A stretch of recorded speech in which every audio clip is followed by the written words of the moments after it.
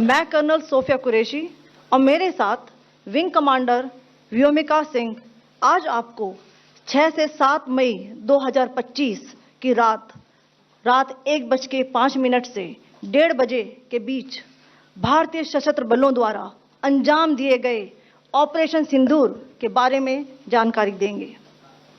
Operation सिंदूर 22 अप्रैल को पहलगाम में हुए विभत्स आतंकवादी हमले के शिकार मासूम नागरिकों व उनके परिवारों को न्याय देने के लिए लॉन्च किया गया था। इस कार्रवाई में 9 टेररिस्ट कैंप्स को टारगेट किया गया और पूरी तरह से इसे बर्बाद किया गया। पाकिस्तान में पिछले 3 दशकों से टेरर इंफ्रास्ट्रक्चर का निर्माण हो रहा है। इसमें recruitment, indoctrination centres, training areas व लॉन्च पैड शामिल थे, जो पाकिस्तान और पाक अधिकृत जम्मू कश्मीर POJK दोनों में फैले हैं। Operation Sindoor was launched by Indian Armed Forces to deliver justice to the victims of Pahalgam terror attack and their families. 9 terrorist camps were targeted and successfully destroyed. Over the last 3 decades, Pakistan has systematically built terror infrastructure. It is a complex web of recruitment and indoctrination centers, training areas for initial and refresher courses, and launch pads for handlers.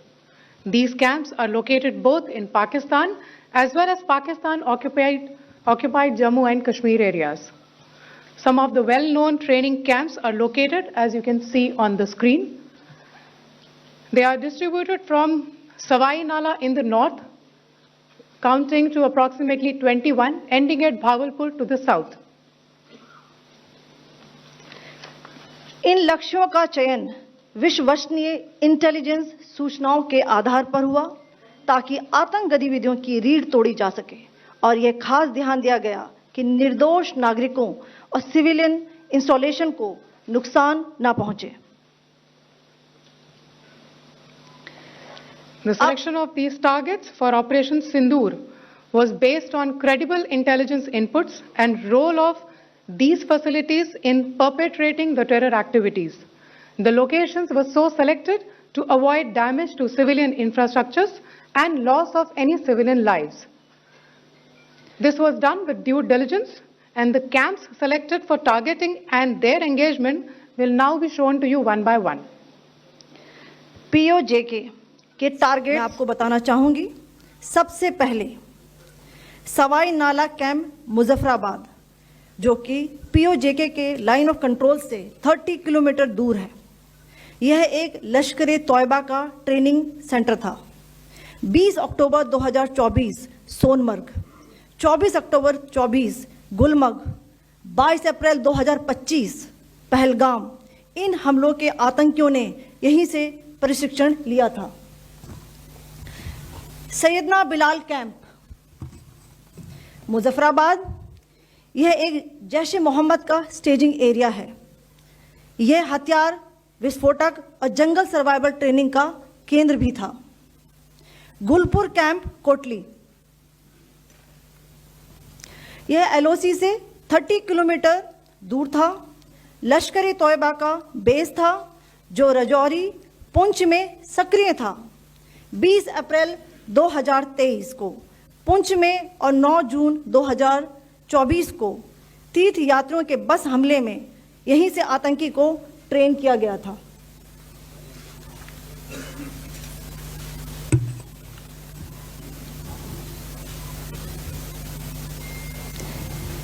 Barnala camp Bhimber, ये LOC से 9 kilometre दूर है। यहाँ पर हथियार, handling, IED व जंगल survival का प्रशिक्षण केंद्र था। अब्बास कैंप कोटली,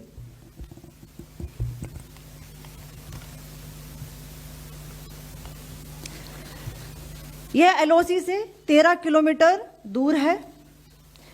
लश्कर तौयबा का फिदाइन यहाँ तैयार होता था। इसकी कैपेसिटी 15 टेररिस्ट को ट्रेन करने की थी।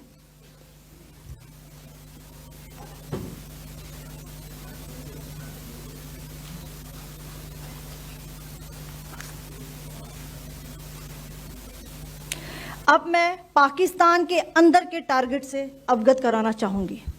पहला, सर्जिकल कैंप सियालकोट। यह अंतर्राष्ट्रीय सीमा से 6 किलोमीटर की दूरी पर है, सांबा कठुआ के सामने।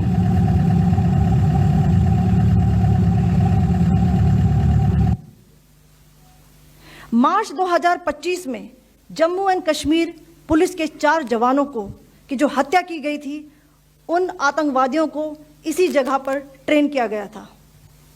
दूसरा, महमूना जाया कैंप सियालकोट। यह 18 से 12 किलोमीटर आईबी से दूर था। हिजबुल मुजाहिदीन का बहुत बड़ा कैंप था। यह कठुआ जम्मू क्षेत्र में आतंक फैलाने का नियंत्रण केंद्र था।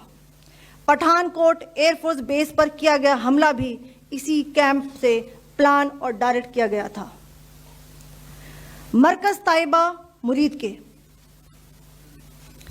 यह आईबी से 18 से 25 किलोमीटर दूरी पर है। 2008 के मुंबई हमले के आतंकी भी यहीं से प्रशिक्षित हुए थे। अजमल कसब व डेविड हेडली भी यहां ट्रेन हुए थे।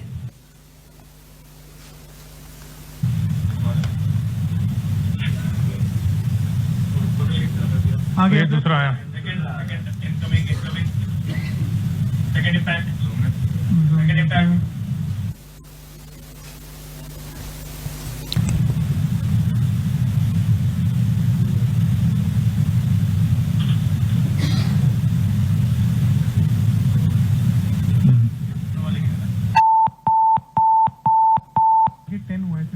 टारगेट 10 हुआ, एंक्लोजर सेम ही है। 7 it is hit the target. हाँ हाँ।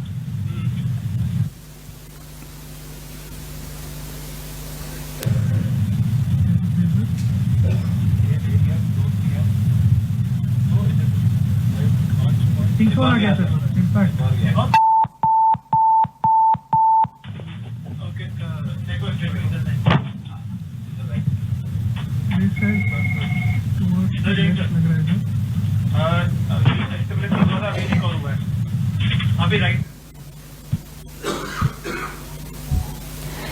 मरकज सुभान अल्लाह भावलपुर, यह इंटरनेशनल बाउंड्री से 100 किलोमीटर दूर है। जैश ए मोहम्मद का मुख्यालय था। यहाँ पर रिक्रूटमेंट, ट्रेनिंग व इंडॉक्ट्रिनेशन का केंद्र भी था। शीर्ष आतंकी अक्सर यहाँ आते थे।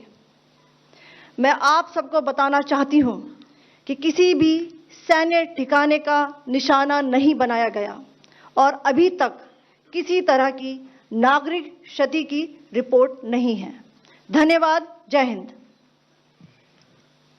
The strike on the terror camps were undertaken through precision capability, as shown to you. A niche technology weapons with careful selection of warheads was ensured so that there will be no collateral damage. The point of impact in each of the target was a specific building or a group of buildings.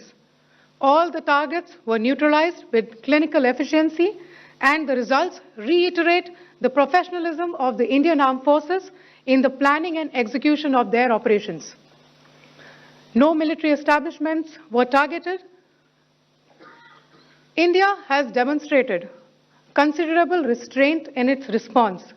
However, it must be said that the Indian Armed Forces are fully prepared to respond to Pakistani misadventures, if any, that will escalate this situation. Jai Hind, and thank you very much.